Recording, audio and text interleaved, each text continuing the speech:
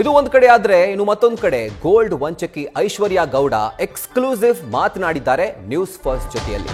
ಇನ್ನು ವಂಚನೆ ಪ್ರಕರಣದ ಆರೋಪಿ ಐಶ್ವರ್ಯ ಗೌಡ ನ್ಯೂಸ್ ಫಸ್ಟ್ ಜೊತೆ ಎಕ್ಸ್ಕ್ಲೂಸಿವ್ ಮಾತುಕತೆ ನಡೆಸಿದ್ದಾರೆ.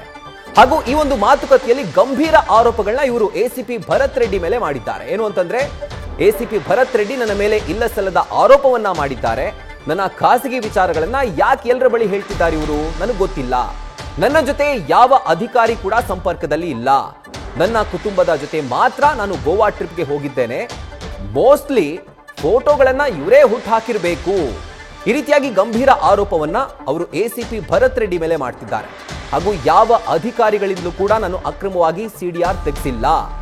ಈ ಒಂದು ವಿವಾದ ಕೂಡ ಬಂದಿತ್ತು. ಈ ಒಂದು ಆರೋಪ ಕೂಡ ಇವ್ರ ಮೇಲೆ ಕೇಳಿ ಬಂದಿತ್ತು. ಸಿಡಿಆರ್ ಅನ್ನ ಅಕ್ರಮವಾಗಿ ಅಧಿಕಾರಿಗಳನ್ನ ಬಳಸಿಕೊಂಡು ತೆಗೆಸಿದ್ದಾರೆ ಅಂತ.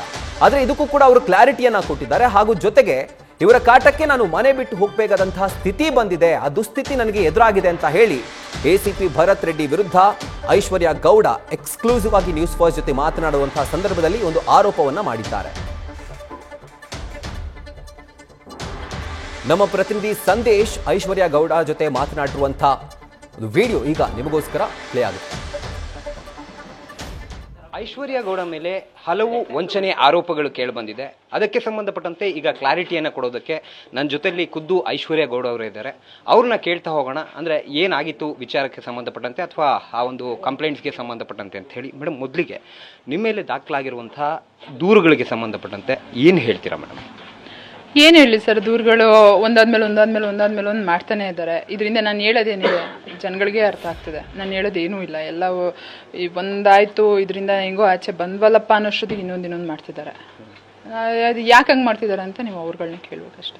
ಅಲ್ಲ, ಈಗ ನಿಮ್ಮ ಮೇಲೆ ವಂಚನೆ ಆರೋಪ ಬಂದಿದೆ, ಅದಕ್ಕೆ ಸಂಬಂಧಪಟ್ಟಂಗೆ ಏನು ಹೇಳ್ತೀರಾ ಅಂತ ಹೇಳಿ. ಈಗ ನಾನು ವಂಚನೆ ಮಾಡಿದ್ದೀನ ಇಲ್ವಾ ಅನ್ನೋದು ತೀರ್ಮಾನ ಆಗಲಿ. ತೀರ್ಮಾನ ಆದಮೇಲೆ ಗೊತ್ತಾಗುತ್ತಲ್ವ ನಾನು ಮಾಡಿದ್ದೀನ ಇಲ್ವಾ ಅಂತ. ವಂಚನೆ ಮಾಡಿದ್ಯಾ ನೀನು 420 ಅಂತ ಹೇಳ್ತಾ ಇದ್ರೆ ನಾನು ಏನು ಹೇಳ್ಬೇಕು ಸರ್? ಈಗ ಒಂದು ಕೇಸ್ ಆಯಿತು, ಸರಿ ಆಯಿತು, ಅದರಿಂದ ಆಚೆ ಬರ್ತೀವಿ, ಇನ್ನೊಂದು ಕೇಸ್ ಮಾಡ್ತಾರೆ. ಇನ್ನೊಂದು ಕೇಸ್ ಆಯಿತು, ಅದರಿಂದ ಆಚೆ ಬರ್ತೀವಿ, ಇನ್ನೊಂದು ಕೇಸ್ ಮಾಡ್ತಾರೆ. ಡೈಲಿ ಬೆಳಿಗ್ಗೆಯಿಂದ ಸಂಜೆವರೆಗೂ ಇವ್ರು ಕರೆದಾಗ ಎಂಕ್ವೈರಿಗೆ ಹೋಗಿ ಬೆಳಗಿನ ಸಂಜೆವರೆಗೂ ಇವ್ರ ಜೊತೆನೇ ಕೂತಿರ್ತೀವಿ. ನಮಗೆ ಗೊತ್ತಿರೋಲ್ಲ, ಇನ್ನೊಂದು ಕಂಪ್ಲೇಂಟ್ ರೆಡಿ ಮಾಡಿಟ್ಟಿರ್ತಾರೆ. ಯಾಕಂಥದ್ದು? ಯಾಕೆ ಅಷ್ಟೊಂದು ದ್ವೇಷ ನನ್ನ ಮೇಲೆ? ಅವ್ರನ್ನೇ ಕೇಳಬೇಕು ನಾವು. ಈಗ ಐಶ್ವರ್ಯ ಗೌಡ ಅವರು ಹಲವು ಪ್ರಭಾವಿಗಳ ಜೊತೆ ಲಿಂಕ್ ಹೊಂದಿದ್ದಾರೆ. ಈ ರೀತಿ ಮಾತುಗಳಾಗಿರ್ಬೋದು. ಜೊತೆಗೆ ಡಿ.ಕೆ. ಸುರೇಶ್ ಅವರ ತಂಗಿ ಹೆಸರು ಹೇಳ್ಕೊಂಡು ವಂಚನೆ ಮಾಡಿದ್ದಾರೆ ಅಂತ ನೇರವಾಗಿ ಕಂಪ್ಲೇಂಟ್ ಕೊಟ್ಟಿದ್ದಾರೆ. ಅದಕ್ಕೆ ಸಂಬಂಧಪಟ್ಟಂಗೆ ಏನು ಹೇಳ್ತೀರಾ? ಜೊತೆಗೆ ಈ ಹಿಂದೆ ಯಾವಾಗಾದರೂ ಡಿ.ಕೆ. ಸುರೇಶ್ ಅವ್ರನ್ನ ಭೇಟಿ ಆಗಿದ್ರಾ ನೀವು? ಸರಿ, ಈಗ ಡಿ.ಕೆ. ಸುರೇಶ್ ಅವ್ರು ಬಂದು ನಾನು RR ನಗರಲ್ಲಿರೋದು, ಅವ್ರು ನಮ್ಮ ಏರಿಯಾ MP. ಅವ್ರು ಗೊತ್ತಿಲ್ಲ ಅಂತ ನಾನು ಹೇಗೆ ಹೇಳಿ?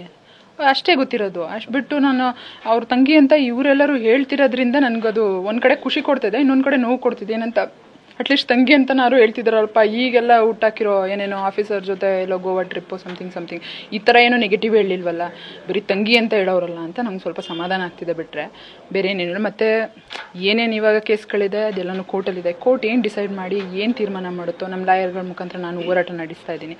ಫೈನಲಾಗಿ ಏನು ರಿಸಲ್ಟ್ ಬರುತ್ತೆ ನೋಡೋಣ. ಯಾಕೆ ಈ ರೀತಿ ರೂಮರ್ಸ್ಗಳು? ಅಂದರೆ ನಿಮ್ಗೇನಾದರೂ ತನಿಖಾಧಿಕಾರಿಗಳ ಮೇಲೆ ಏನಾದರೂ ಅಸಮಾಧಾನ ಇದೆಯಾ, ಅಥವಾ ಈ ರೀತಿಯ ಒಂದು ರೂಮರ್ಸ್ಗಳು ಯಾಕೆ ಹರಿದಾಡ್ತಿದೆ ಅಂತ ಹೇಳಿ? ಸರ್, ಇಲ್ಲಿವರೆಗೂ ನೀವು ನೋಡಿದ್ದೀರಾ? ಎಲ್ಲಿವರೆಗೆ ಅಂತಂದರೆ ಜಾನ್ವರಿ 31 ನೀವು ನೋಡಿದ್ದೇನು? ಜಸ್ಟ್ ನಂದು ಕಂಪ್ಲೇಂಟ್ಗಳಾಗ್ತಿತ್ತು, ಎಂಕ್ವೈರಿ ನಡೀತಾ ಇದೆ, ಇಷ್ಟೇ ನಿಮಗೆ ಗೊತ್ತಿತ್ತು. ನನ್ನ ಬಗ್ಗೆ ನೆಗೆಟಿವ್ ಇನ್ನೊಂದು ನಿಮ್ಗೆ ನೋಡಿರಲಿಲ್ಲ. ಇದಿಷ್ಟು ಐಶ್ವರ್ಯ ಗೌಡ ಅವರ ಒಂದು ಕ್ಲಾರಿಟಿ. ಅವ್ರ ಮೇಲೆ ಬಂದಿದ್ದಂತಹ ಆರೋಪಗಳಿಗೆ ಸಂಬಂಧಪಟ್ಟಂತೆ ಸದ್ಯ ಐಶ್ವರ್ಯ ಗೌಡ ಅವರು ಒಂದು ಕ್ಲಾರಿಟಿಯನ್ನು ಕೊಡ್ತಾ ಇದ್ದಾರೆ. ಕ್ಯಾಮರಾಮ್ಯಾನ್ ಚಂದ್ರೇಶ್ ಜೊತೆ Sandesh, news first, Bengaluru. News first, ನಿರ್ಭೀತಿಯಿಂದ ನಿಮ್ಮ ಪರವಾಗಿ.